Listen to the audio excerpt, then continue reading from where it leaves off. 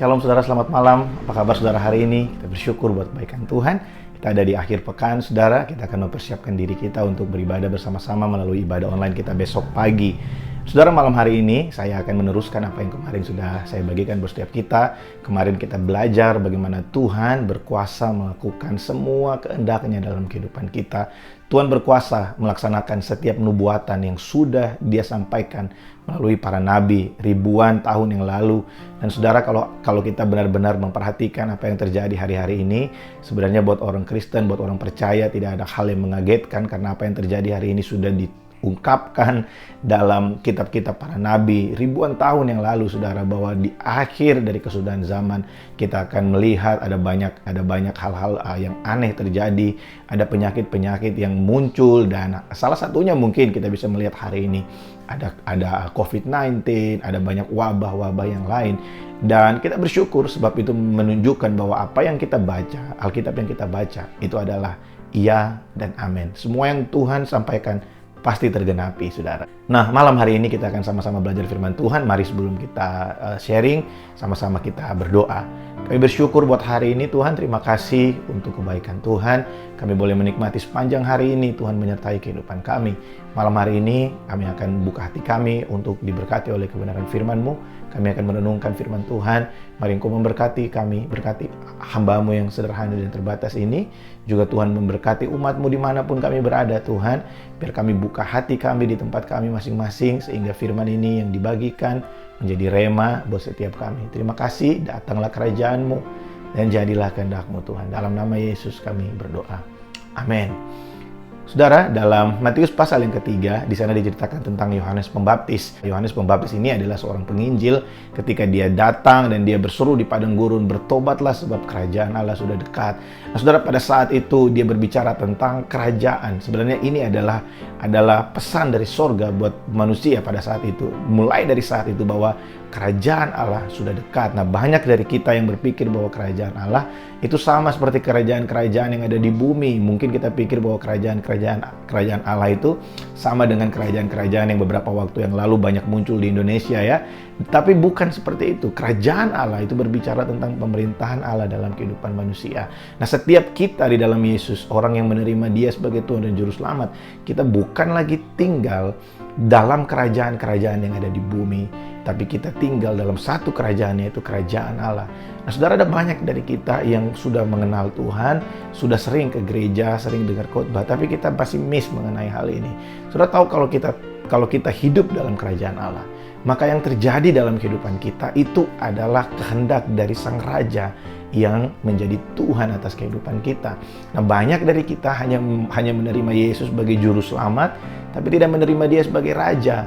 Ya, kita harus menerima Dia sebagai Tuhan dan Raja, bukan hanya sebagai Juru Selamat kita. Juru Selamat adalah ketika kita butuh, kita datang, kita perlu, kita datang, tapi kita tidak memberikan diri kita untuk mengabdi dan menyembah kepada Tuhan. Kerajaan Allah sudah dekat, yang diberitakan oleh Yohanes pada saat itu berbicara tentang Yesus Kristus yang pada saat itu akan segera muncul dan Dia akan ada di salib, menjadi jalan pendamaian antara manusia dengan Allah, sehingga setiap orang yang dulunya ada di bawah kerajaan kegelapan, hidup dengan segala keinginan daging, hidup dengan segala keinginan yang sia-sia. Tapi karena Yesus Kristus sudah mati untuk segala kesia-siaan itu, maka manusia, setiap orang yang menerima Dia, kita hidup dalam satu kerajaan, yaitu kerajaan Allah dalam kehidupan kita. Saudara, kerajaan Allah adalah satu kerajaan yang tidak dapat digoncangkan. Sudah tahu bahwa Paulus berkata, kita yang dulunya ada dalam kerajaan kegelapan, oleh kasih karunia Allah, kita dipindahkan masuk ke dalam kerajaan terang, yaitu kerajaan Allah. Bagaimana aplikasi kerajaan Allah dalam kehidupan kita?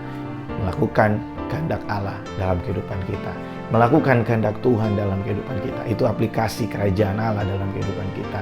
Kalau kita tahu kita tinggal di bumi, kita punya paspor Indonesia, paspor Malaysia, ya, itu adalah kewarganegaraan kita selama kita di bumi. Tapi kita dalam kekekalan adalah warga negara kerajaan Allah. Kita adalah warga negara kerajaan Allah. Kita tinggal di bumi sebagai orang yang bersosialisasi dengan orang di sekeliling kita.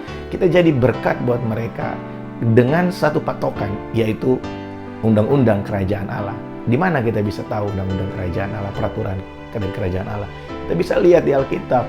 Tuhan berkata, kasihlah sama manusia seperti kamu mengasihi dirimu sendiri. Kasihilah Tuhan Allahmu dengan segenap hatimu, dengan segenap kekuatanmu, akal budimu, dengan segenap jiwamu. Di situ kita bisa melihat bahwa Tuhan mau keberadaan kita di tengah-tengah masyarakat, di tengah-tengah teman-teman kita. Kita benar-benar menjadi the representative of Christ Kingdom di tengah-tengah mereka. Nah, saudara, gereja kita, GBI Rock adalah representative of Christ Kingdom. Bapak Timotius Arifin mendirikan ministry ini sebagai doa dia, bahwa dia mau setiap kita yang adalah warga kerajaan benar-benar menjadi representative of Christ Kingdom di tengah-tengah masyarakat, sehingga di mana kita berada orang bisa melihat, wow, ada kerajaan Allah di sini.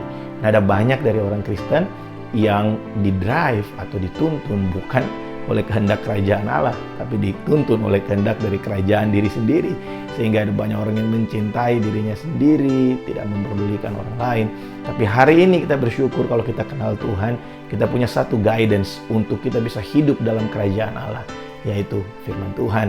Nah, saudara, mari melalui renungan ini, saya mengajak setiap kita, mari, kalau selama ini mungkin kita tidak di-drive oleh kebenaran firman Tuhan, ada ambisi-ambisi, ada hal-hal yang masih mengikat kita. Mari malam hari ini melalui renungan ini, kita buka hati kita untuk kita di-drive oleh firman Allah yang adalah cara hidup dari warga kerajaan. Saudara, biar apa yang saya bagikan malam hari ini menjadi berkat untuk setiap kita. Saya mengingatkan kita untuk mari mempersiapkan diri. Besok kita akan sama-sama beribadah bersama-sama melalui ibadah online kita, melalui YouTube channel ini. Saudara, besok kita akan dilayani oleh sahabat saya yang luar biasa, yaitu Pastor Adon Mawu. Beliau adalah seorang hamba Tuhan dari Singapura yang tinggal di Batam dan mengajar di sekolah teologi yang ada di Batam. Dan dia beberapa kali datang ke tempat kita di Malaysia. Dan besok dia akan sharing buat setiap kita. Nah, pastikan saudara ikut beribadah bersama-sama dengan keluarga saudara di rumah saudara masing-masing, sehingga kita bisa menikmati berkat yang luar biasa. Besok beliau akan melanjutkan apa yang saya bagikan buat saudara minggu yang lalu, lead by Holy Spirit, dengan synchronizing perspective. Kita akan sama-sama melihat bagaimana Tuhan mengubahkan cara pandang kita terhadap diri kita dan terhadap situasi yang ada di sekeliling kita. Saya berdoa supaya semua yang kami persiapkan ini menjadi berkat buat saudara, dan biar lewat semua ini nama Tuhan dipermuliakan. Tuhan Yesus memberkati.